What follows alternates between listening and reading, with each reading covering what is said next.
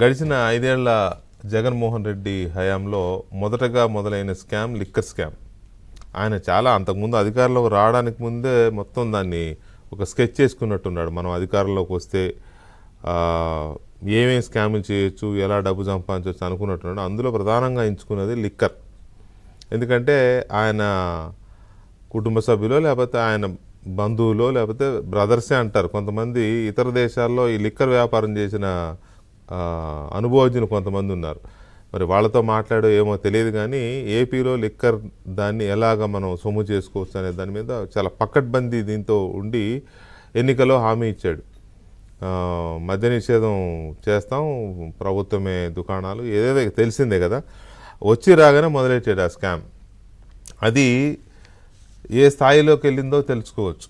దాదాపు 2 లక్షల కోట్ల రూపాయల స్కామ్ జరిగిందనేది చాలా క్లియర్ అంచనాలు ఉన్నాయి. దాదాపు 1,00,000 కోట్ల రూపాయల నగదు లావాదేవీలు జరిగాయి. డిజిటల్ మనీ లేదు. ఇది అందరికీ తెలిసింది. నేను పదే చెప్పవసరం లేదు, కానీ జస్ట్ గుర్తు చేయడం కోసం తప్పడం లేదు. ప్రపంచం మొత్తం ఏటీఎం కార్డులు, క్రెడిట్ కార్డులు, లేకపోతే క్యూఆర్ కోడ్లు, ఫోన్పేలు, గూగుల్ పేలు, ఆ పేలు ఈ పేలు నడుస్తుంటే ఏపీ మద్యం షాపుల్లో మాత్రం అది లేదు. అప్పుడు డబ్బులు ఇవ్వాలి, కొనుక్కెళ్ళాలి. అట్లా 1,00,000 కోట్ల రూపాయల నగదు లావాదేవీలు జరిగినాయి. దాని ద్వారా అది ఎంత డబ్బు బ్లాక్లోకి వెళ్ళింది, అమ్మిన సరుకు బ్లాక్ మార్కెట్లో సరుకు ఎంత, వీటితో పాటు అకౌంటబుల్గా కొంటే దాని ద్వారా ట్యాక్స్ రూపంలో ప్రభుత్వానికి రావాల్సిన ఆదాయం దాదాపు 35,000 కోట్ల రూపాయలు ప్రభుత్వానికి రాకుండా పోయింది. ఈ సొమ్మంతా ఎక్కడికి పోయింది, చేసినోడెవడు, చేయించినోడెవడు, ఇదంతా నడుస్తుంది కదా. ఈ ప్రభుత్వం వచ్చినాక దాని మీద సిఐడికి ఇచ్చింది కేసు. సిఐడి దర్యాప్తు చేస్తోంది.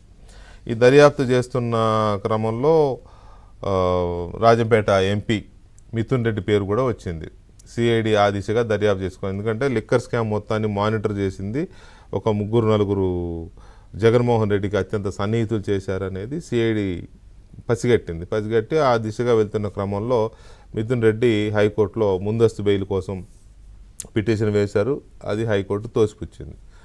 అసలు ఇంకా నిన్ను నిందితుడిగా చేర్చలేదు, ఎక్కడా చేర్చకుండా నువ్వు అప్పుడే వస్తే ఇలా ఇచ్చుకుంటూ పోతే ఇంకా అయినట్టే, కోర్టులు మేము పనిచేసినట్టే, కుదరదు. ఇప్పుడు ఒకవేళ నీకు నోటీసులు ఇస్తే అప్పుడు రా ఆలోచిద్దామని చెప్పి ఆయన రిజెక్ట్ చేస్తే ఆయన ఇప్పుడు సుప్రీంకోర్టుకి వెళ్ళాడు, నాకు ముందస్తు బెయిల్ ఇవ్వండి అని.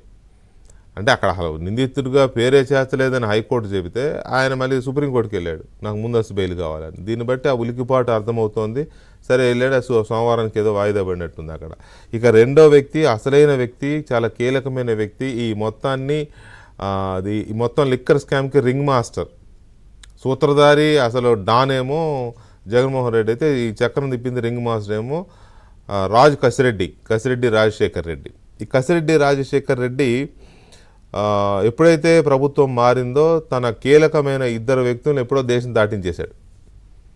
వాళ్ళు ఇప్పుడు లేరు, ఇండియాలో లేరు వాళ్ళు. ఎందుకంటే వాళ్ళకి తెలుసు ఈ కేసు ముందుకు వస్తుందని ఎప్పుడో దేశం దాటించేశాడు. ఈ మధ్య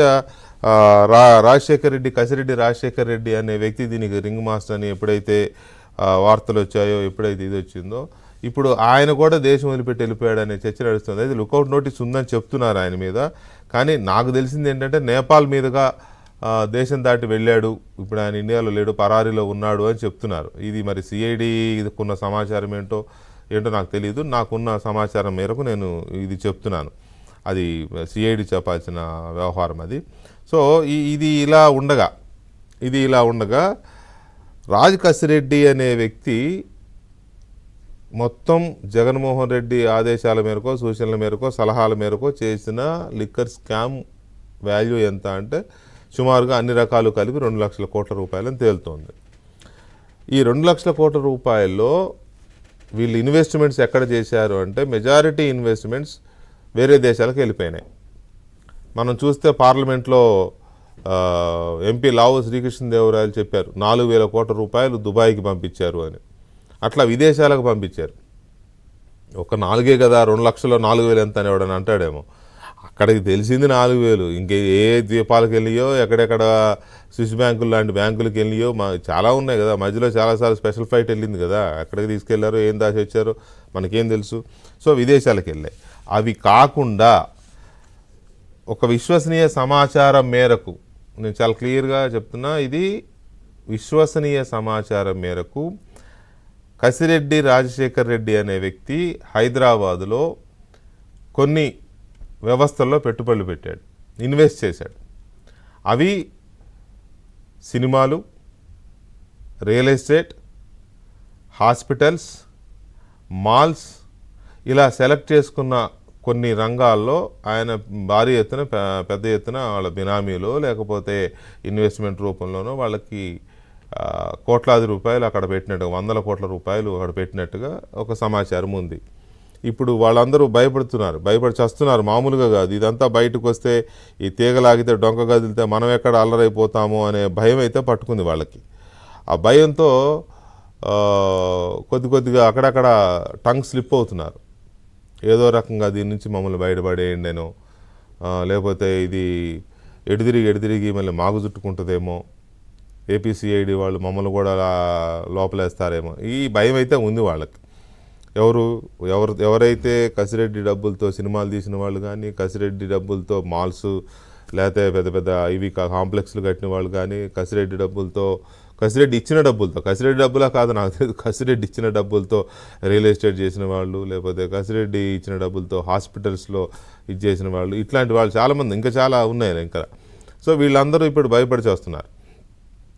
అసలు కసిరెడ్డి రాజశేఖర్ రెడ్డి అనే వ్యక్తి ఎక్కడున్నాడు అనేది సిఐడి దగ్గర సమాచారం ఉందా? Point number 1. ఆ తర్వాత ఇప్పుడు కసిరెడ్డి కూడా హైకోర్టులో ముందస్తు బెయిల్ కోసం వెళ్తే అది కూడా రిజెక్ట్ అయింది ఈవేళ. సో ఇప్పుడు సిఐడి ఇమీడియట్గా అతనికి నోటీస్ ఇవ్వడం కోసం, ఎలాగైతే కాకాణి గోవర్ధన్ రెడ్డికి ఇతరికి ఇస్తున్నారు నోటీసులు, కసిరెడ్డి రాజశేఖర్ రెడ్డికి కూడా పట్టుకొచ్చే అవకాశం ఉందా? ఎప్పుడు పట్టుకొస్తారు? ఎందుకంటే ముందస్తు బెయిల్ రిజెక్ట్ అయింది కాబట్టి. మిథున్ రెడ్డి విషయంలో మిథున్ రెడ్డిని కూడా సిఐడి విచారణకు పిలుస్తుందా? పిలిస్తే ఆయన వస్తాడా ఏంటి? ఎందుకంటే ఆయన ఎంపీగా ఉన్నాడు కాబట్టి మరి ఇది ఎలా ఉండబోతోంది? ఇటువంటి కీలకమైన అంశాలు ఉన్నాయి. మొత్తం మీద లిక్కర్ స్కామ్ పుట్ట పగులుతోంది. ఈ కసిరెడ్డి పెట్టిన డబ్బంతా కూడా జగన్మోహన్ రెడ్డి చెబితే పెట్టాడా హైదరాబాద్లో ఇన్వెస్ట్మెంట్లు, లేకపోతే జగన్కి తెలియకుండా ఈయనేమన్నా సొంతంగా కొంత నొక్కేసింది ఏమన్నా పెట్టాడా? ఇది కూడా ఉంది. ఎందుకంటే అన్నీ తెలిసి చేయాలని లేదు కదా. 100 రూపాయలు వస్తే ఒక 80 ఇచ్చి ఒక 20 పక్కన పడేస్తే అయిపోయాయి. 4 రాళ్ళు వెనకేసుకునే కార్యక్రమంలో భాగంగా జరిగిందా? సో ఇలాంటి అంశాలన్నీ చాలా తెర మీదకి వస్తున్నాయి లిక్కర్ స్కామ్లో. అసలు ఈ లిక్కర్ స్కామ్ అనేది ఎప్పటికి తేలుతుంది? ఇలా రోజుకి కొత్త అంశాలు తెర మీదకి వస్తున్న నేపథ్యంలో పారిపోయే వాళ్ళని ఎందుకు ఆపలేకపోతున్నారు అనేది కూడా ఒక కీలకమైన అంశం మనం ఆలోచించాలి ఇక్కడ. సో ఈ అంశాలన్నీ చర్చిద్దాం ఒక చిన్న బ్రేక్ తర్వాత.